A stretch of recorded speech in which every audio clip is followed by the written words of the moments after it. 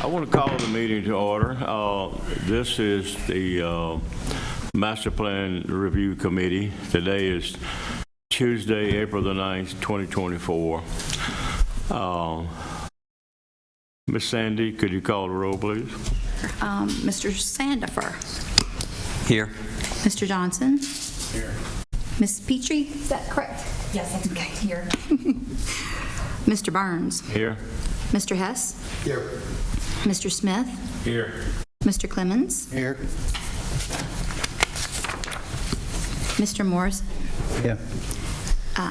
Ms. Diason Norris, she's not here. And that is all. So we just have one absent.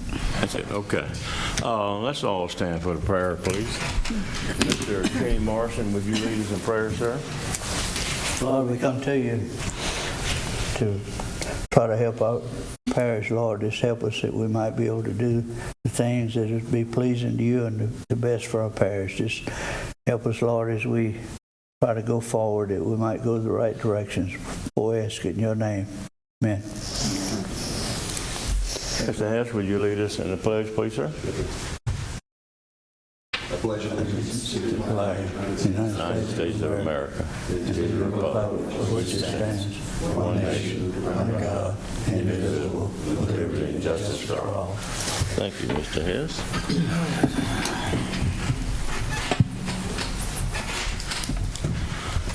Under item number 5, old business,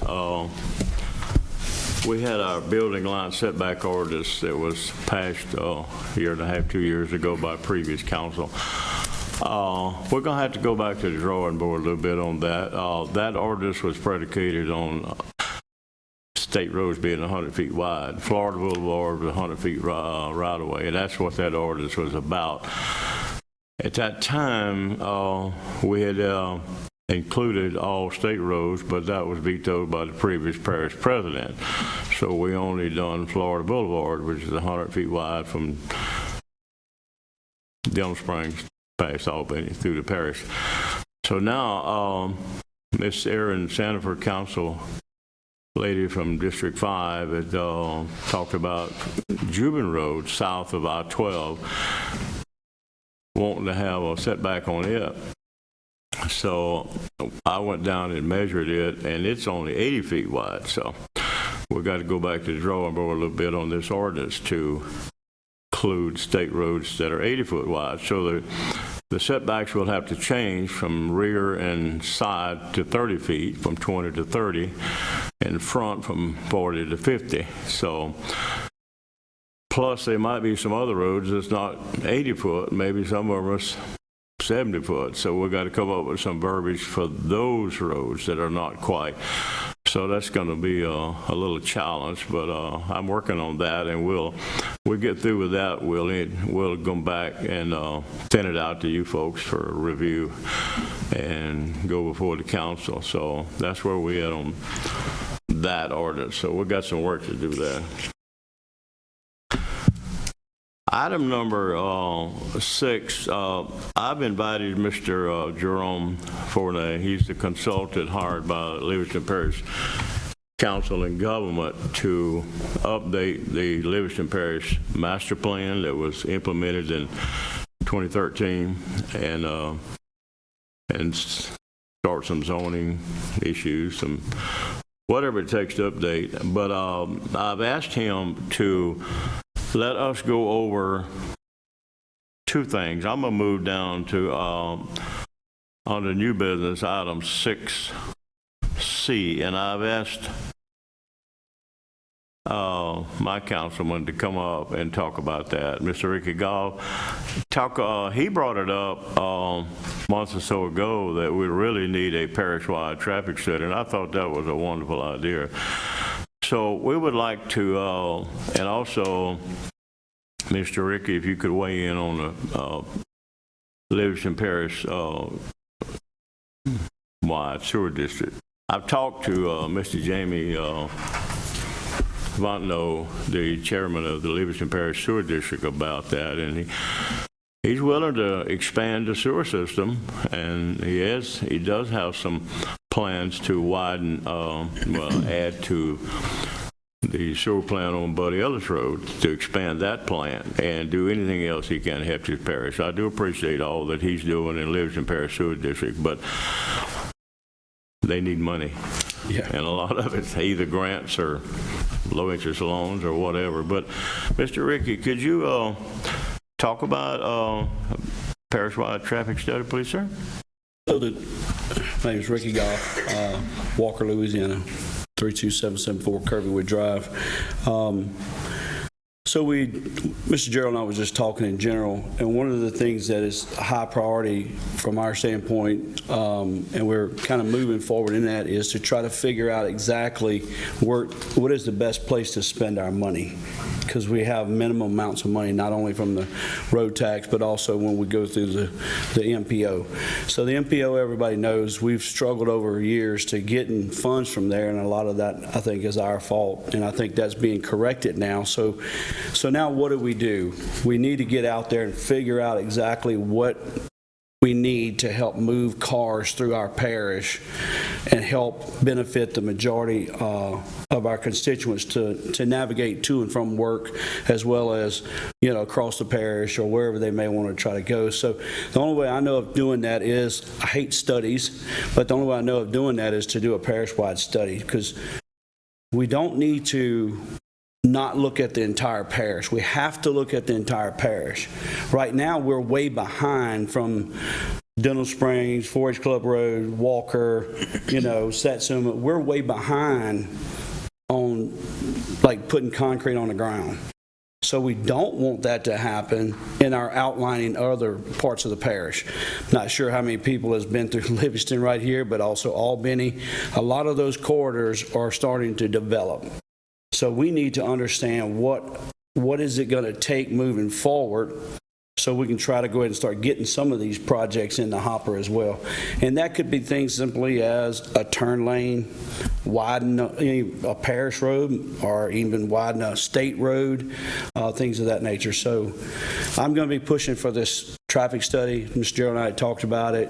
I'm 100% behind the sewer side of the study as well. We have some entities, the sewer district, that has the ability to expand. Like Mr. Gerald said, you have to have the money. So the only way we can expand is taking in some of these, what we call batch plants. So if you have a big neighborhood, and I hate to say it, but if you have a 2,000 home neighborhood and they have a sewer system in there, and we can some way get a line to them to pump it from there back to the treatment plant, then we can do away with that batch plant that's in that neighborhood.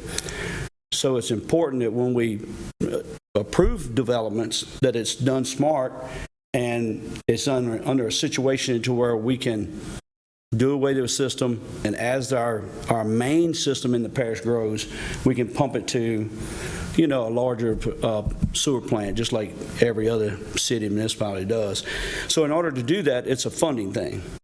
So these neighborhoods have batch plants. So you look at the houses, figure out how much they can pay per month, and then how many of those that are close enough, and then how much is it going to cost to get the lines in the ground to them to be able to pump it back to the sewer treatment. So when you look at a sewer system study, that's kind of what it is. Is where is enough development at, if you want to call it low-hanging fruit, where's enough development at that we can go out, borrow the money, because we have this revenue stream of these homes, do away with multiple batch plants, and then pump it back to our main facility.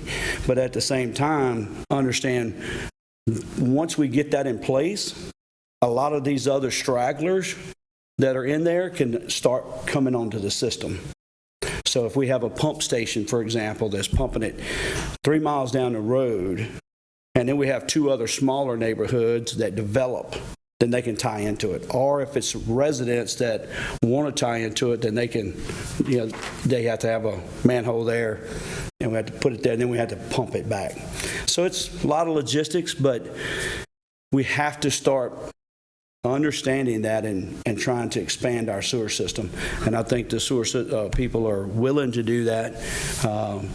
There may be some other animals as we get further out into the rural area that we don't see right now. It might be further down the road, but again, we have problems with traffic right now in our community, you know, because of Emmett River, basically. And we don't need that to deter us from understanding what we need in the outlying area. So we, you know, as that continues to grow, because all these studies and things of that nature, master plan, that when it was developed, it shows a bell, like a dumbbell type thing. And it shows Hammond as being grown up, Baton Rouge being grown up, and it's eventually going to kind of continue and going to develop into the middle. And we're seeing that happen. That was 10 years ago, and we're seeing that happen. It's steady. Again, Livingston corridor, it's 3-lane. Albany is steady, you know, increasing. So that concept that they're talking about is steady happening. So we wouldn't be good stewards of our citizens if we didn't look far enough out on sewer side as well as traffic side to try to, you know, kind of plan ahead for that. And then at the same time, try to fix some of our immediate problems, like for traffic, for example. One of the things that I'm a strong component of, and I've talked to the other gentlemen that's in that district, we kind of butt up to it, and that is Jubilee Extension. We hear a lot of talk about Florida Boulevard, east and west. One of our biggest problems in this parish is we can't get north and south. We can't get north and south. We get off the interstate, we go north. Because that same study, the same thing, and everything shows that our growth is Watson and east of Watson. So it's Watson, north of Walker, and over that way is where the majority of the growth is going to be. And then on the southern part. And that's exactly what's happening. It's going to keep happening. So we're going to be pushing hard. I've met with a couple of engineers. They want to put an overpass over the railroad. It's going to add additional $10 or $12 million to the project. It's probably going to push it out several years, and we really don't have time for that. We need to try to get that done. So in my view, Jubilee Road North, I've preached on this thing for many years, will move more traffic north and south. It'll go up, it'll tie into Burgess Road, which actually would carry all the way to Arnold Road, or you could turn left and go to Lockhart and take 16 on up. So it'll kind of help divert some of that traffic from Dillon Springs and Walker. A lot of people don't realize it, but Walker, as crazy as this is, Walker south and the highway going through there is the highest traffic street in the parish, even more than Range Avenue. And some of that is because it's a little easier to get there. So we need to have another corridor, and Jubilee Road is really the corridor to do that. And as far as I know, the parish president's 100% behind it. We do have some money through the MPO and a capital outlay that's going to help move that thing along. We just got to see if we can't cut through some of the red tape. And that may even mean trying to get the governor in to see if we can get some concrete on the ground, because ultimately Jubilee Road is going to be like O'Neill Lane Extension. O'Neill Lane Extension, nobody even is, so they're building it, it's happening, and it's just going to open up. Same thing with Cook Road. Cook Road's, they building it, and it's just going to open up. So it's not, this thing's not going to get in no one's way. Hopefully, I say hopefully, Jubilee Road will be done, widened by that time, and the roundabout will be in, and then we'll follow right behind it with Jubilee Road Extension, and that traffic will just steady flow north. So to me, that's our number one project. I'm a component of trying to extend 449 south toward the interstate to eventually, maybe one day when I may or may not be here, to try to put a clover leaf down there. Again, it will supply and assist our community going north and south, but what it'll also do is it'll make our industrial park and our warehouse area, all that over there, more enticing for people and developers to come out. But it'll keep all those trucks out of the middle of Walker and out of the middle of Livingston, because that's where they're traveling right now, because they don't go up Satsuma at all. So those are some of the things in my brain with study-wise, and the reason the traffic study is really just to get a good handle. And I like to use this concept, as a 50,000-foot view. Like, we want to go up really high and look at the whole parish and figure out where our real problems are and try to isolate those and see if we can't start addressing those. And if we wanted to get down to 20,000 feet, it's really the local, road that needs a turn lane or this or that. And we'll continue to address those, but we really need to see what is going to move cars, in my opinion. Does anybody have any questions on that? I'll keep talking. Mr. Carl, I have Yes, a sir. question. I'm Stephen Smith. In my past life, I've been around for a little while. Traffic studies with the state tend to take years. Yeah. How long will this take? Because we don't have years to really wait. We don't. So we're going to look at two different pieces of that to see if there's an engineering firm, and maybe we can get a few dollars and we can help match it and things of that nature. So we got to be smart with our money, but we need the study. And we need it faster than just, that's why we want to do a 50,000 foot, because it'll take less time, to kind of give us an idea of what we're looking at.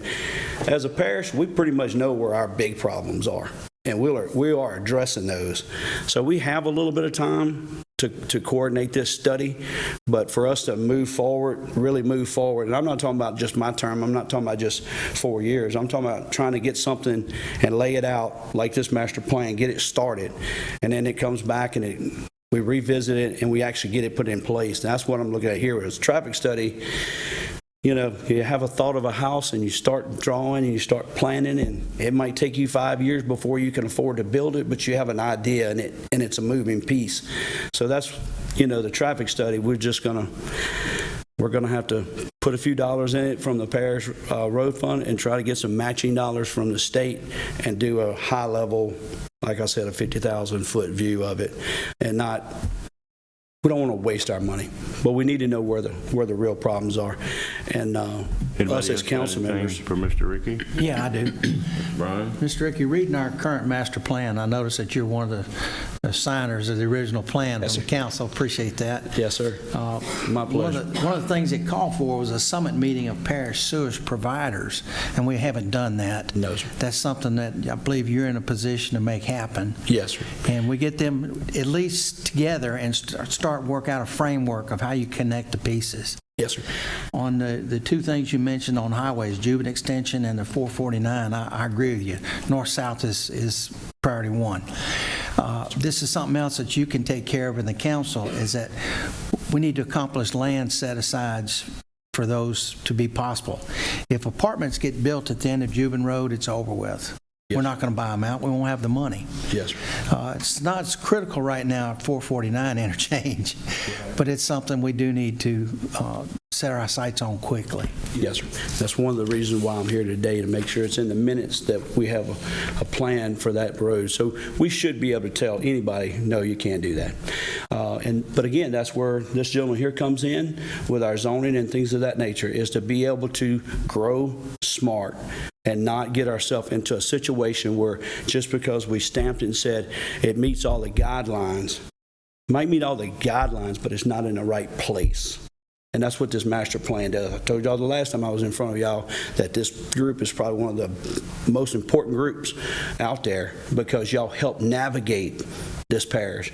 And I'm glad you brought up the master plan and the sewer, and you're absolutely right. And that's kind of what this discussion is with Mr. Gerald and I with the sewer gentleman, is to get those few organizations together and see if we can do the sewer system from a parish-wide under their umbrella, or are we going to have to, do a little bit more for as other sewer districts? I think we can do it all under them if they're willing to do that. And I'd like to point out that we had also outlined this in the master plan to do the same thing with the water systems. Yes, sir. And the master plan was to have Ward 2 water be the supreme being for water in the parish. Yes, sir. We're very, very lucky. I'm going to say that again. We're very, very, very lucky that we have Ward 2 water.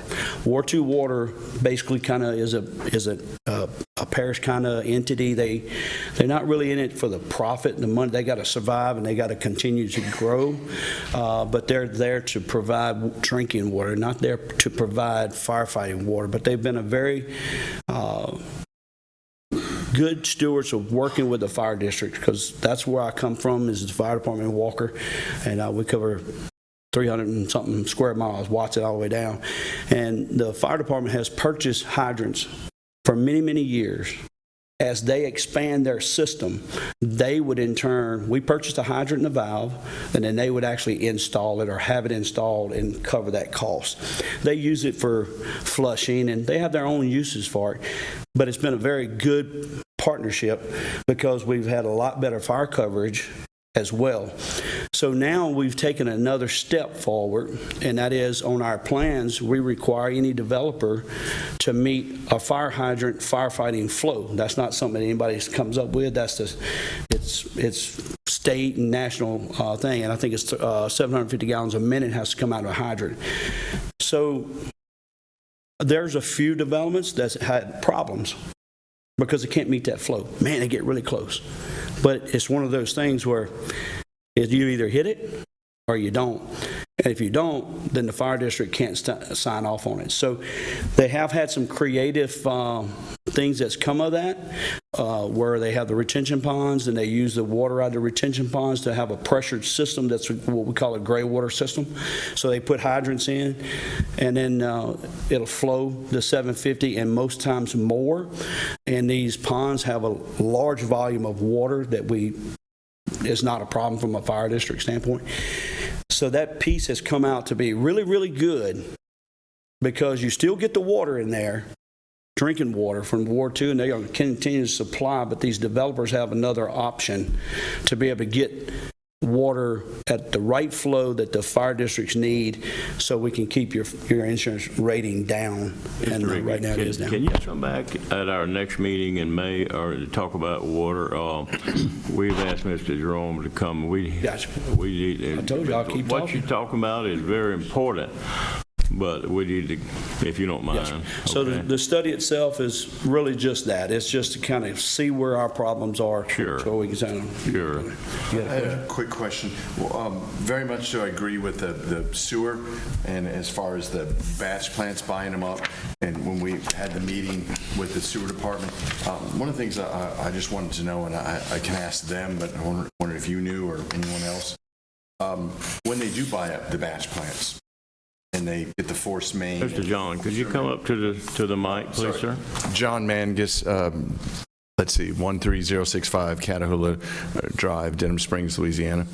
The question I have with the sewer, when they buy up, like, I'm just saying, example, South Point or South Haven, if they sewer bought that and then put the force mains in and close that batch plant, what happens to that land?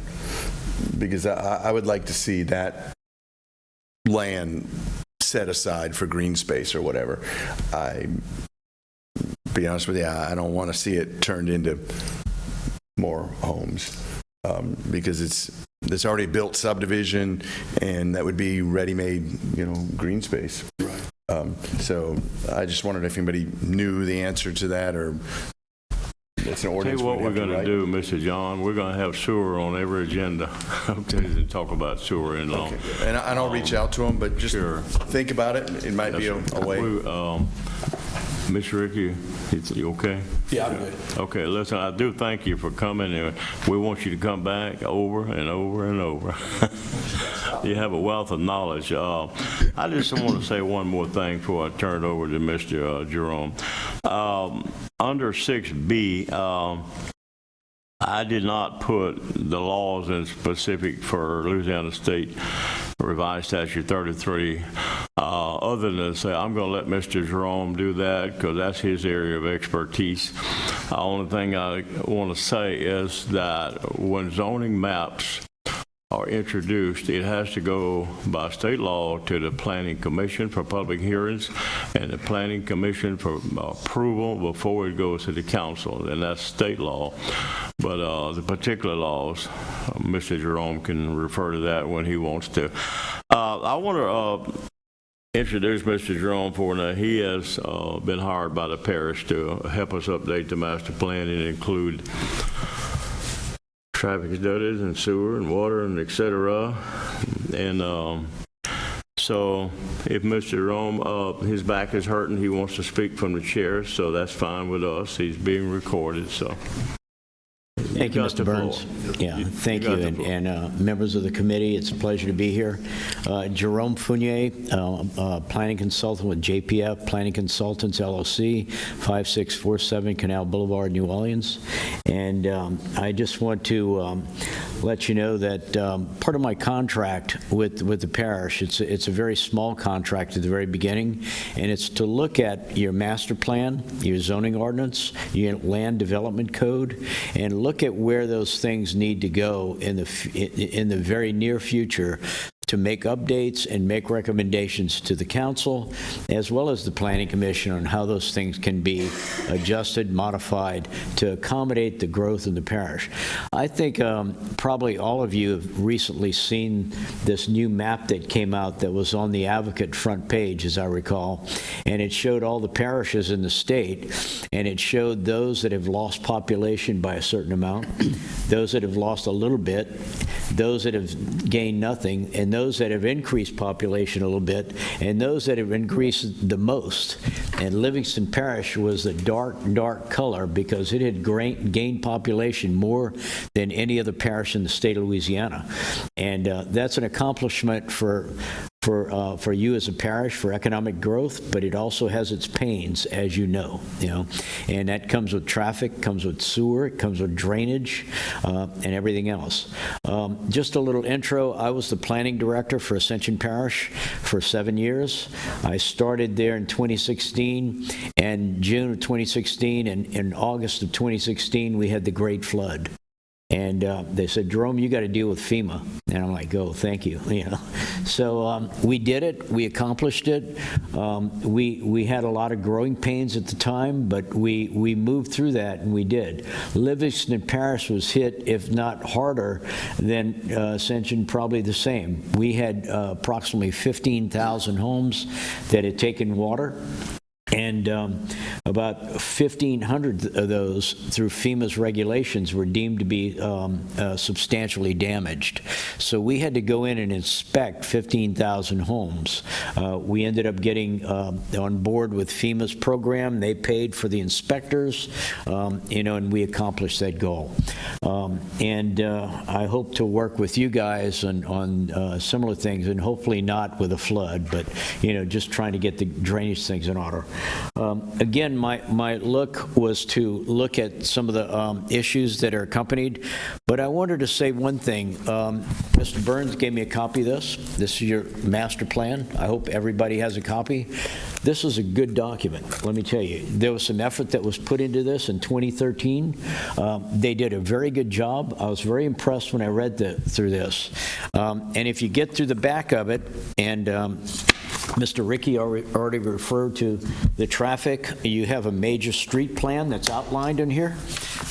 That major street plan, would probably fall in line with what you're trying to accomplish on your traffic study, and I compliment you on that because that's something that needs to happen.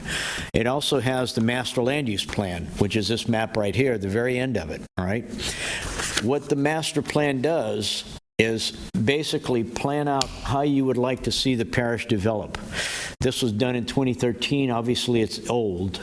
It's, 11 years old? We need to update it. And that's one of my first recommendations to the parish is that we need to update the master plan to current population and look at the growth trends that have occurred in the last 11 years, all right? But the master plan and the master land use plan map should guide the zoning of the parish.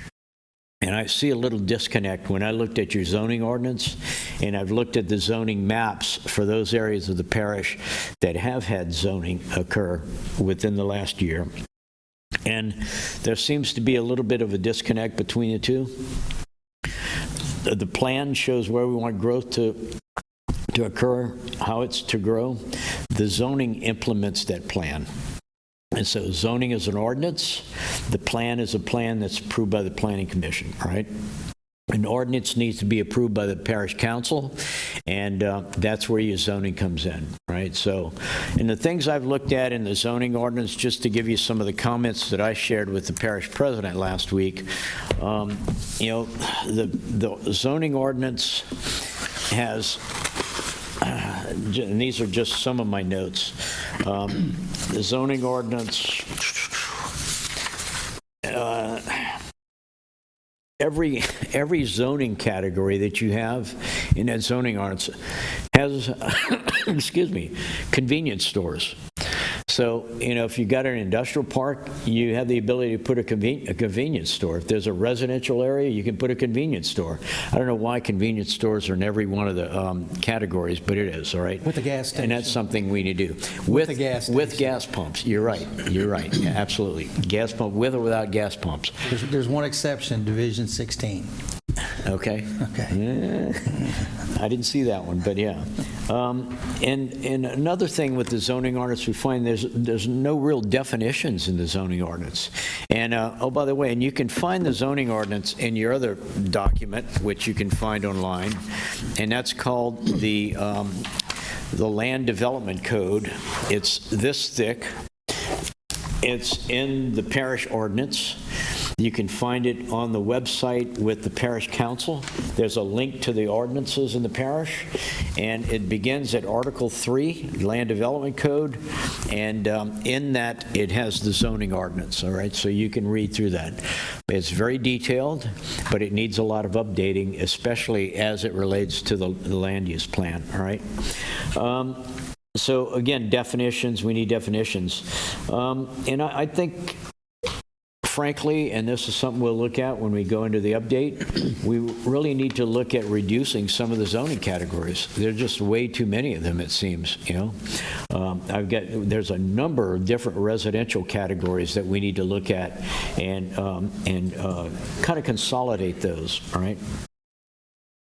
The other thing, when I looked at some of the maps, and there's just a hodgepodge of colors on many of the maps. I didn't bring them with me, but you can see those.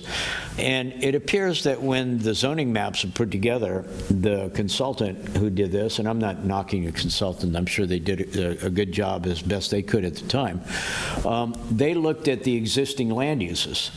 So if there's a residential use on a 2-acre plot, let's say an industrial use on a 2-acre piece of land, they zoned it industrial, all right? So, and they went around to the whole area. There's this thing in the planning profession called non-conforming uses.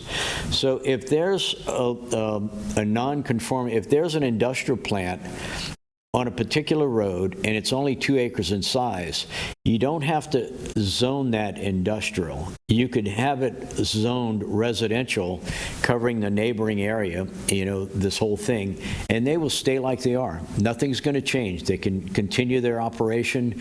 We can create formulas as to how they can expand and by how much. But let me tell you, if that plant ever moves, let's say it's a meatpacking plant, just as an example, all right, and you have it zoned industrial, and they decide to move their operation somewhere, every land use that's listed under the industrial category, including a chemical plant, whatever, could move into that property, all right? So if the other land use leaves, every land use that's under that industrial category can locate at that location.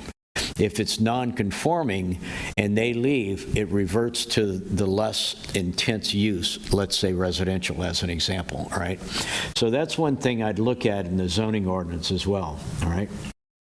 The other thing is we call it floodplain management, and you have a lot of that here. Right now, your floodplain management plan or your ordinance reads that everybody has to build to 1 foot of a base flood elevation, and I would recommend going to 2 feet on that. That's just a recommendation. The council will have to approve that.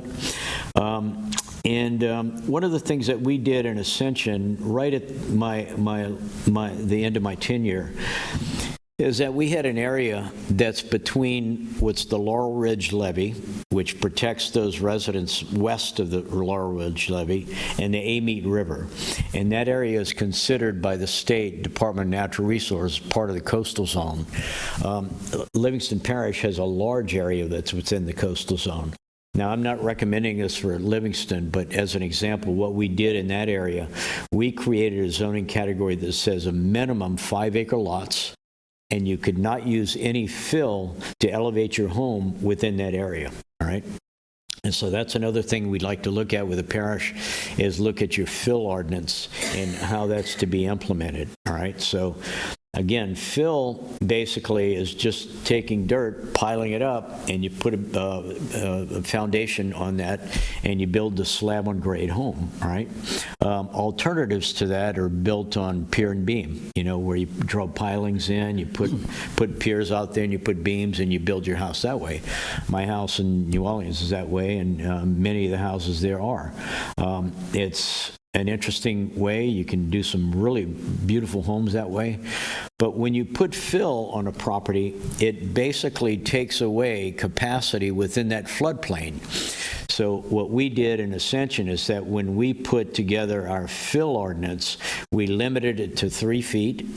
And those 3 feet, anything below the base flood elevation, had to be mitigated by an equal amount of volume in a pond. So remember, ponds are an interesting topic because, ponds, wet ponds especially, there's a little bit of freeboard at the top, and that's what you're measuring, is the freeboard. You're not looking at the depth of the pond, because that doesn't do you any good for flood water. So if I put, certain cubic yards of fill on my property to build up my house, I have to have an equal volume of freeboard in a pond that would make up for that difference in volume of dirt, all right? So that's something we'd like to look at here, and we're going to ask some engineers to assist us with that, all right? Let's see, wetland preservation, we looked at preserving some of the wetlands in the area. You have a little bit of that in your code, not a whole lot. We'd like to emphasize a little bit more on how to preserve wetlands, maybe not getting too radical on it, but just we need wetland preservation. That is a flood control mechanism. It's widely used as flood control, all right? We don't want to get to the point, though, where people cannot use their property, all right? And we end up with a constitutional taking. We want to avoid that as much as we can, all right? Again, when it came to the traffic study, I really impress upon that, and I think that's a great idea. One of the things we talked about was a development impact fee for transportation for roads. We put one together in Ascension, and it was at the March of 2016, right before I arrived. And when I left last June, I think we'd collected up to $14 million, all right? So it was a substantial amount of money. We do have to have a detailed study. It'll probably piggyback on the traffic study that you're going to have if you want to go in that direction, all right? Everybody pays the fee. You can't get away from it. We charge schools. We charge the parish. When the parish had a building in the unincorporated area, they had to pay the fee, all right? So nobody gets away from paying the fee. It's based on a formula. One of my colleagues, Mr. Steve Villavasso, who does the planning commissioner training, and many of you may have met him and attended the training, he always tells you the story. He says, you cannot have a development impact fee that says, we're just going to charge $700. All of a sudden you're going to get challenged, the fee is going to go out the window, you're going to have to return the money. It has to be based on what's called the benefit nexus test. So anybody who's paying the fee, you have to show how they're benefiting from the fee and the roads that they're paying for, right? One of the things we did as well, and this goes back to my days when I was doing planning work on the West Coast, is that with the development impact fees, we entered into agreements with developers, and we told them, look, if you construct a portion of road, if you widen a road, improve a road that's on the traffic impact fee program, you go out to contract, you bid the project, you construct it, you build it to our standards, we inspect it, and when we accept it, we give you credit on your traffic impact fees. Turns out it's a real win-win for a lot of, for the parish as well as for the development community, if you want to go in that direction, all right? Traffic impact fees are typically based on average daily traffic counts as described by the Institute of Traffic Engineers. The other thing was a drainage impact fee. If the parish wants to go in that direction, we can look at that. Those typically are based on the amount of impervious surface and the water that's draining into your drainage network. So as an example, if you have a Dollar Tree or a Family Dollar or whatever they're called now, and they have 1 acre of concrete, that's not water that's going that's going to percolate into the soil. It's going to drain off the concrete parking lot, and it's going to go into your draining system. So those are things that you can collect fees on, all right? And those are just 2 examples of fees.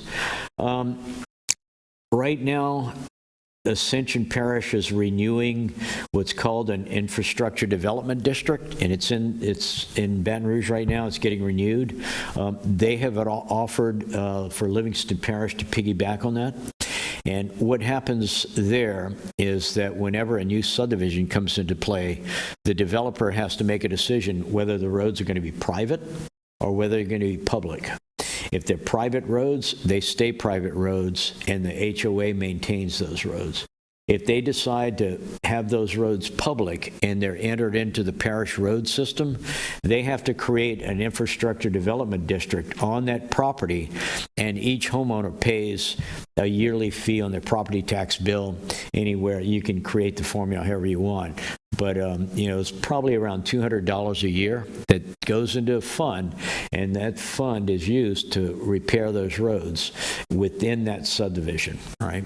So they're modifying it to where they can do drainage as well. I'm working with the parish president right now to see if we can get Livingston to piggyback on that one, okay? Let's see. So that right now, I think some of the immediate ordinance changes that we're going to look at and we're going to suggest is a review of the detention pond requirements that I mentioned earlier, not only for fill, but also for subdivisions. They have to maintain and detain water that accumulates on their property before it enters into the drainage system of the parish, all right? They typically do that with ponds. So we're going to be looking at modifications in that, and we're going to get some engineering expertise to help us with that. Traffic, we're going to review and modify the traffic requirements. And what I might say on that, we allowed at one point, and I say we, Ascension Parish, they allowed subdivisions to be built on highways, roads that were less than 18 feet in width. I should say 18 feet of width or more. We modified that to 20 feet, and we looked at school buses passing and things of that sort. And so that's one thing we'd look at, and I think your ordinance is kind of stiff on that right now, but we'll look at that again, all right? The other thing is to looking at the wetlands and the preservation of wetlands, especially as it exists in the south part of the parish, all right? So those are things that we're doing. I'm wrapping up my analysis right now, and I'm going to prepare a report to give to the President Delott.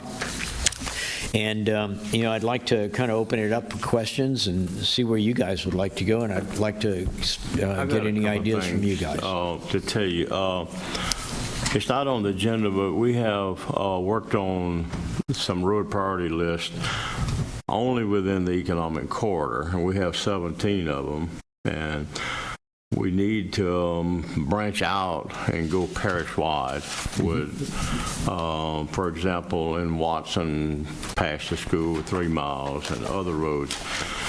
And we need to include that, so it'll be more than 17 that you can put in the master plan. Then we're going to be asking for state and federal money, and wherever we can get it at to widen these roads. And Livingston Parish doesn't have any money to build roads. We rely upon the state mostly, right, and not the parish for anything. But I want the committee to be thinking about roads. We can add to our 17 road projects in the parish, okay?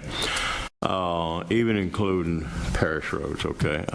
There's a bunch of parish roads we need to widen, and there's funding from the road tax, but we can use that to widen parish roads and so forth. If I might, Drainage, you were talking about subdivisions that build ponds, and they're full of water all the time. Yep. What's your thoughts on requiring dry detention by developers to keep the hose dry? So when you do have a major rain, it'll capture all the water before it goes out into the streams. What's your thoughts on that? Dry detention ponds are useful, and they work. The issue with dry detention ponds is maintenance. And you need to maintain dry detention ponds because weeds will grow and they get overrun. And then all of a sudden you're losing the capacity that pond was designed for. And so I think that's something to consider. So it's the vegetation that in the pond, if it's dry, you got bushes and trees that grow and so forth. Is that what you're talking about? Yes. And I think that, That's a drawback to dry detention? Yes. And it's typically the responsibility of the HOA to maintain the ponds. Sure. And you know where that goes sometimes. So I mean, sometimes they're vibrant, the HOAs. Some of them have gone, out of business, and they don't even collect funds anymore. So there's no money available to do the maintenance. So Right. So that would become a parish problem at that point. But we only have three Well- funded drainage districts. 80% of the parish is unfunded. Right now, the HOAs are responsible. Am I right, Mr. Ricky? HOAs are responsible for maintenance of the detention ponds. So if you had 2 pumps in a pond, it keeps it dry. I like that idea, but the vegetation is the issue. Who does the maintenance on the vegetation? Is that the HOA or is that the drainage districts? no, it's the HOA. Yeah. In Ascension, we didn't own any ponds. The ponds were always owned by the HOA, by the subdivision. Right. Yeah. We required a servitude, that leads to the pond and sometimes through the pond. But in terms of the maintenance and the ownership of the pond was the responsibility of the HOA. I have come forward and state your name and your title and. I'm Stephen Howes. I live at 16709 Drakeford McMarsh Road. I'm also chairman of the Drainage 5 District. Our servitudes stop at the outlet of the retention pond, so we do not touch the retention ponds, and we do not want the retention pond. Right. Good point. Very good. Well, Yeah. They are maintenance. They start off 100-foot wide. 10 years later, we have 30-foot clearance on each side. It erodes away. Nobody ever takes care of them. HOAs are gone. So it's a major nightmare somewhere there needs to be an ordinance. Somebody's going to have to take care of them sooner or later. You got some big ones that's collapsing right now. We just did several thousand feet of subsurface pipe in a large subdivision that the HOAs, there is no HOA no more. So, but the drainage goes all the way through their subdivision, so we had no choice but to go through it. So your retention ponds are a headache, but dry retention ponds are going to be a much bigger headache because of vegetation, trees, and they're not maintained. I mean, you drive by any subdivision and look at their retention ponds, and there's no one keeping them up unless it's 100% backyard around it. So they take them. The personal people take care of it. It's not any HOA. So Could you have less retention ponds if you pass an ordinance where all new neighborhoods had to be built on piers versus so they flow through versus these retention ponds that no one will ever take care of? Mr. Gall?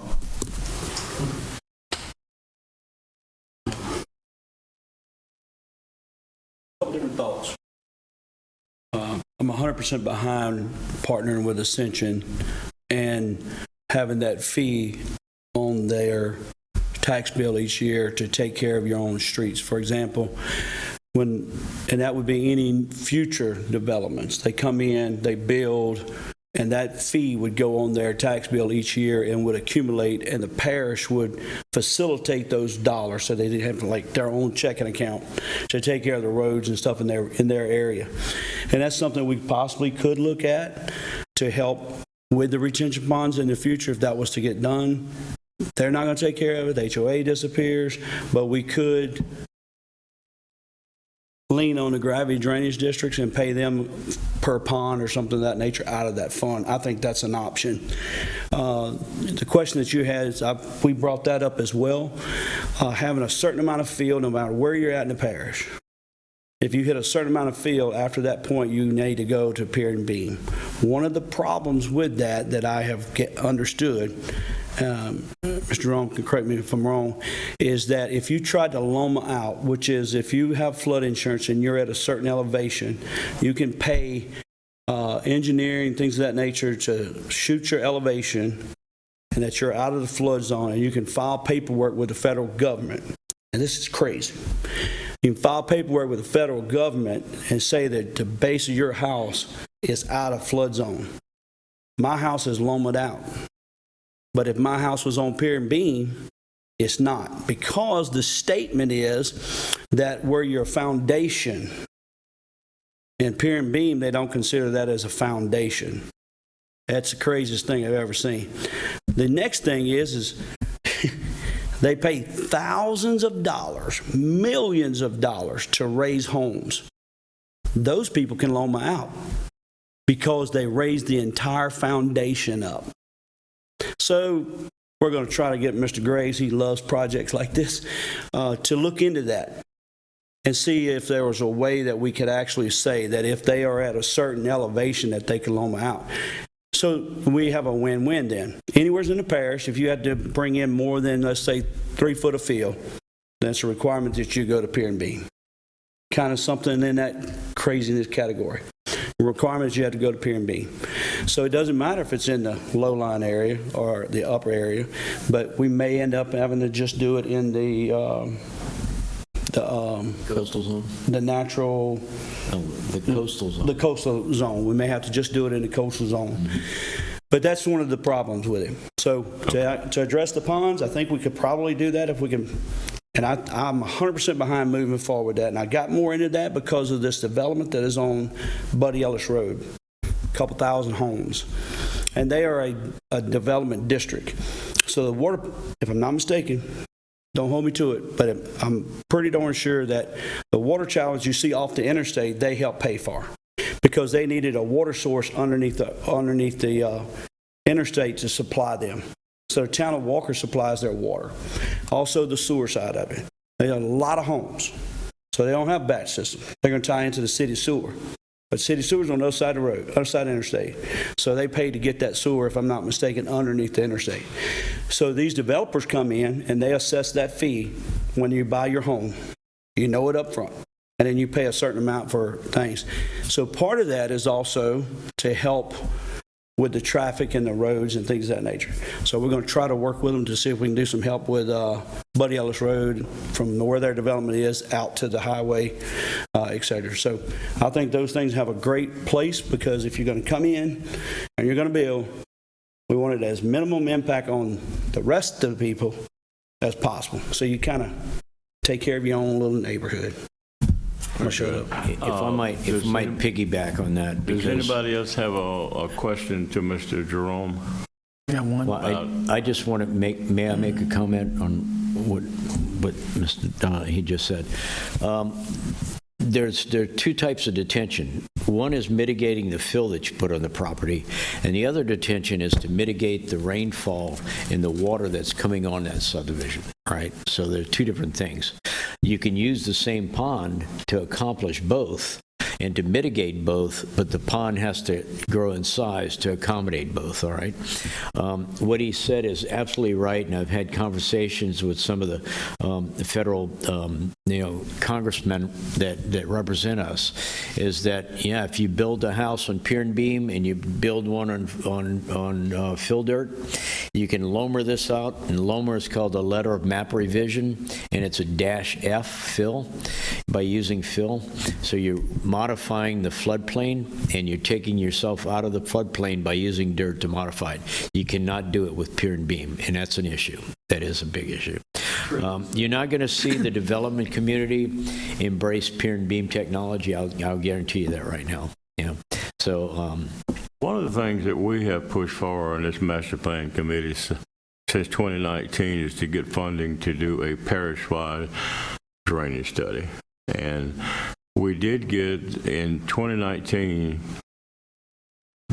the parish dedicated $125,000 for the 25% match. At that time, we were told it's $500,000. I think the $125,000 is still in parish coffers, okay? So we really need to move forward on a parish-wide drainage study.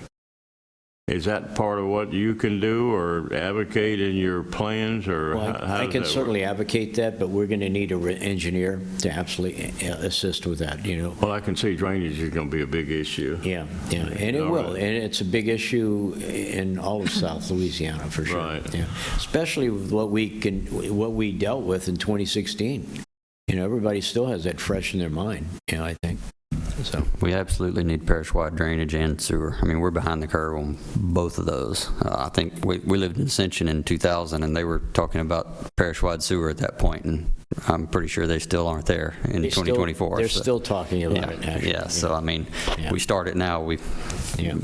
probably won't be done before my life is over, so, Yeah. but we got to start sometime. So. Mr. Burns, John? I can look up and find out if there's any monies available for that study. Should be. We were told about a year ago from the previous parish president that money was still in parish coffers. And that's for a parish-wide drainage study? Drainage study. Okay. It calls for in the master plan, am I correct? It does. It does. It's called for. And that's why we asked for that money in the council in December of 2019 to amend the 2020 budget, and it was granted by the parish council. Yeah. We have the finance committee meeting this Thursday at 5:30 if you want to So come. we really need to address move that. forward with that. Mr. McMorris will be there.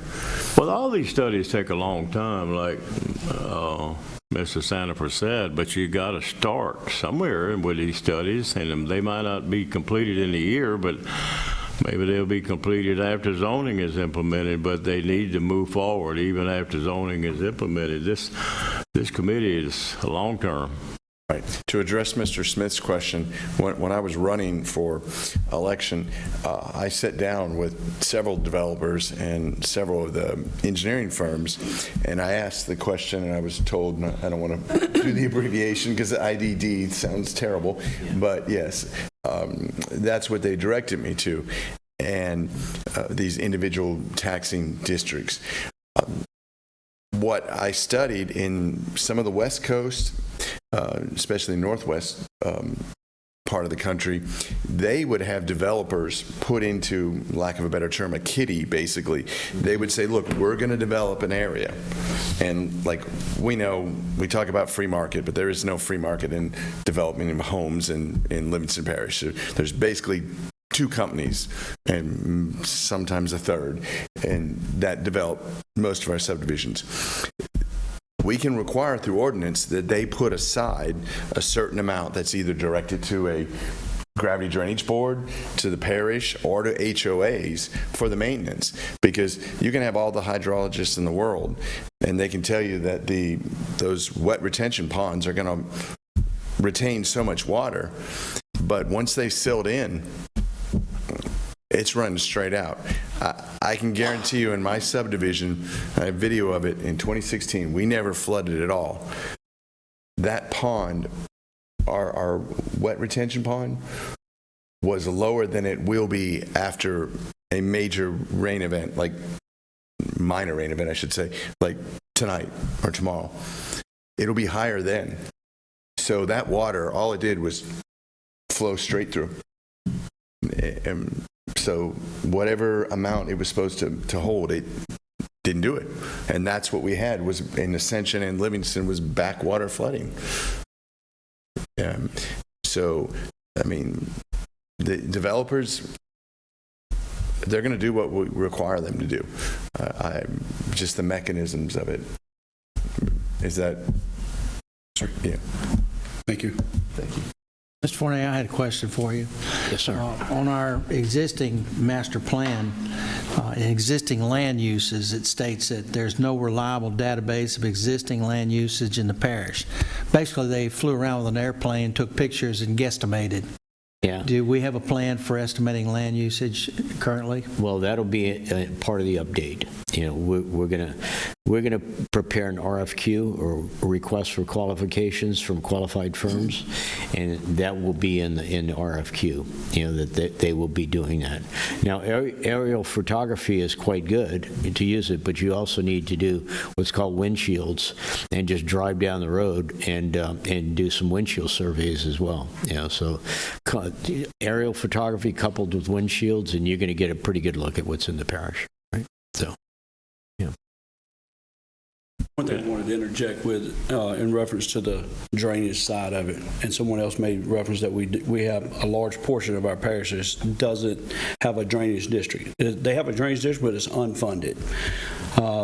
You have a drainage district 1, drainage district 2, and a drainage district 5. Most of those on the west side, and then in Watson and southern portion of the parish.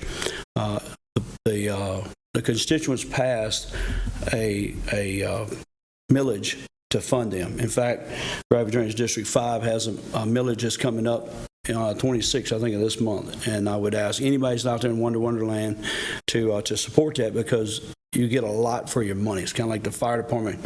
You get that money back in protection.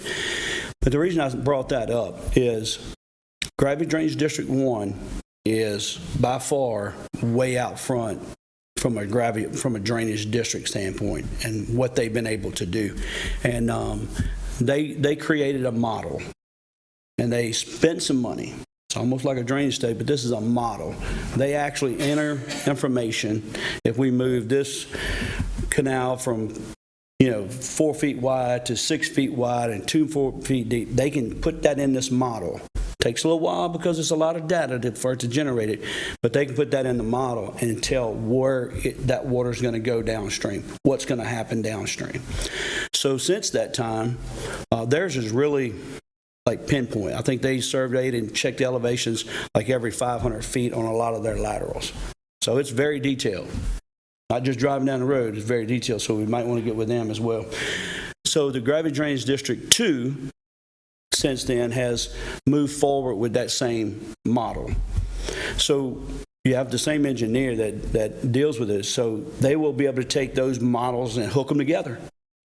So when it rolls out of one drainage district down into another drainage district, we can really see what's going to impact, how it's going to affect everything. So since that time, Mr. Howes, I tasked their Gravity Drainage District and to start the same process. It's a funding thing. It's not cheap, so they'll have to do it over a 2-year time frame probably. But we got to start somewhere.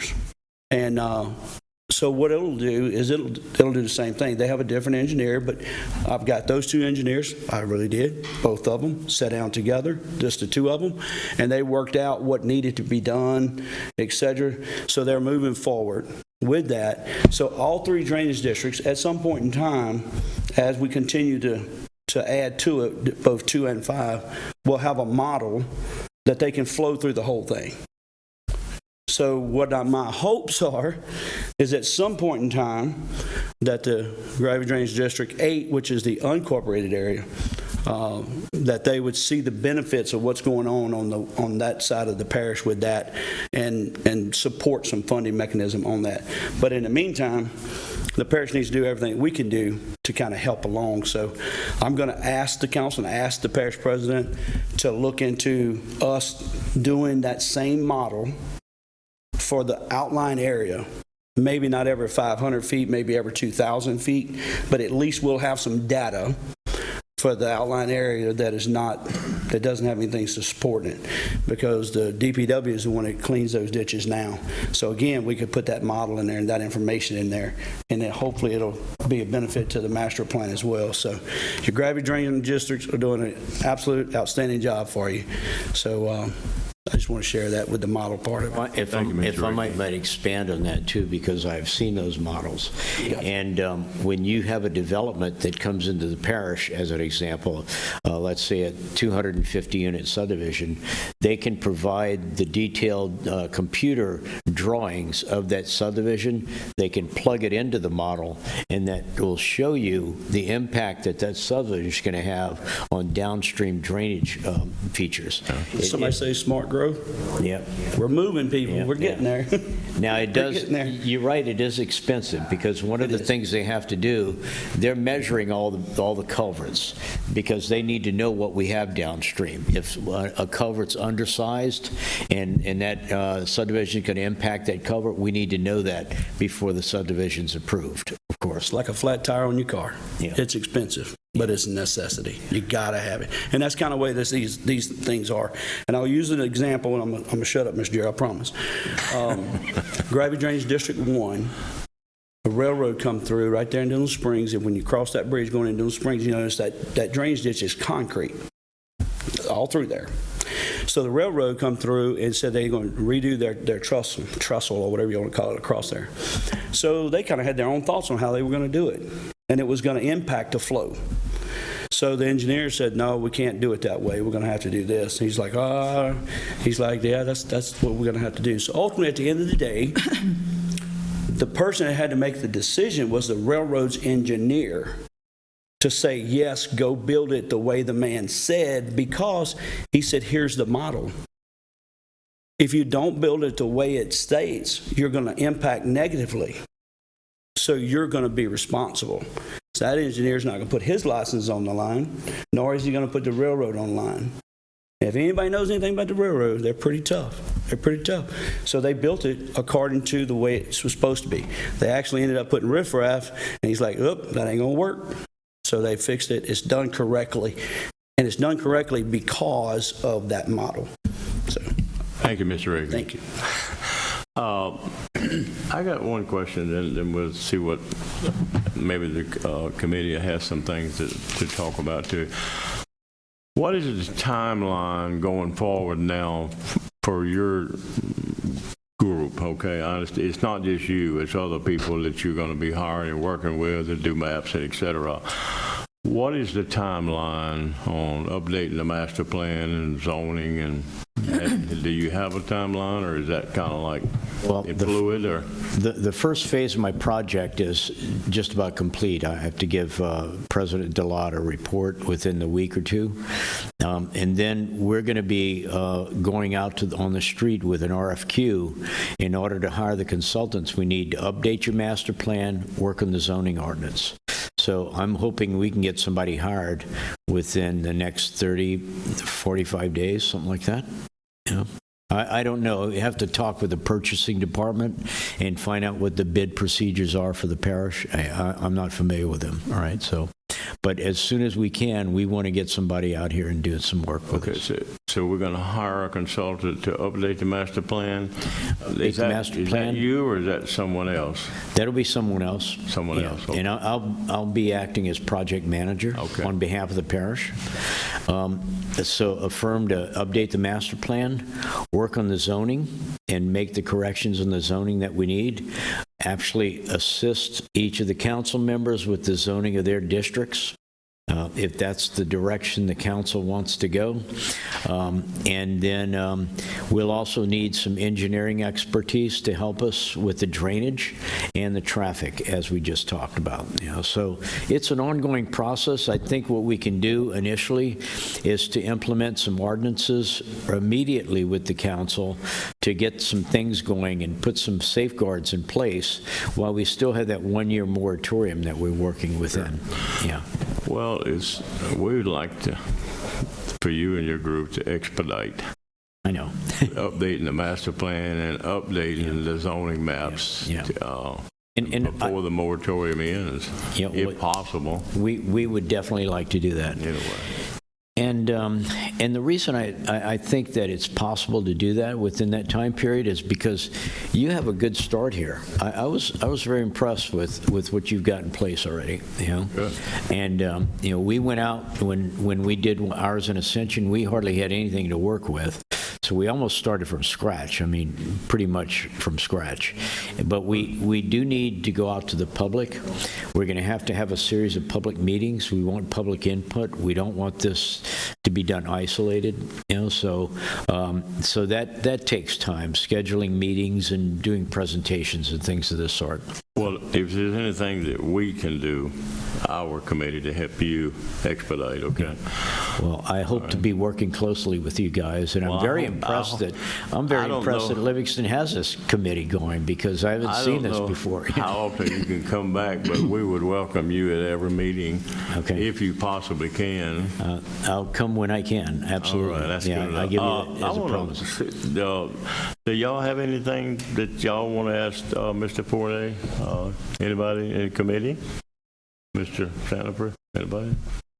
Well, I tell you what, you have something else you want to say? Or No, is that- sir, I just wanted to thank you for inviting me, and I would definitely stay in touch with you guys, and I look forward to working with you in the future, Well, we do thank you for coming, and we appreciate all you doing Yeah. to try to help us in Livingston Parish. Yeah, I just wanted to let you know, my name is Fournier, because I'm from Houma, and I'm a Cajun from South Louisiana, so there you go. That's it, Cajun in me, so there you go. All right, well, all right.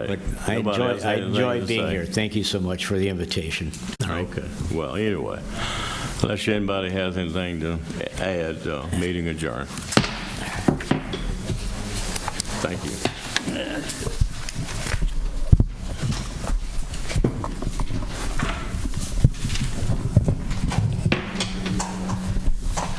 Yeah, and a whole list of things I wanted to hear about tonight.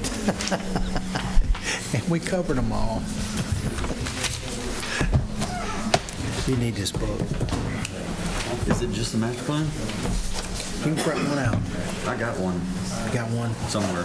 I printed it out a long time ago. I didn't realize that was all that was in there. I thought there was committee info in there. You're on the planning committee. It takes about an hour to read it, something like that. Back in the midst of the zoning fights, I was, Yeah, well, CDD. too many legal questions got to be answered before you go forward. Did you ever get a copy of their contract with Gary Lewis? Airport. I'll send it to you. if I can figure out They don't how. have a runway built by 2025, he gets it back. I mean, there's 6 or 8 bailout clauses where you can say, it's Kenny, how Do we have any kind of a, lack of a better word, forum of some sort that we can all go into and put messages? you went to Montague Middle School? Without having. You built it, really? No kidding, wow. I don't know about it, but I'm not. Uh-huh. Was wondering if that would benefit us. How would you do that if we were set it up? I have no problem with that. I just don't. I'm not professional. That's amazing. But I can talk to some people. You know, I was at an event the other day. Anything that'll I help. met an architect. He's in Mandeville, but he has like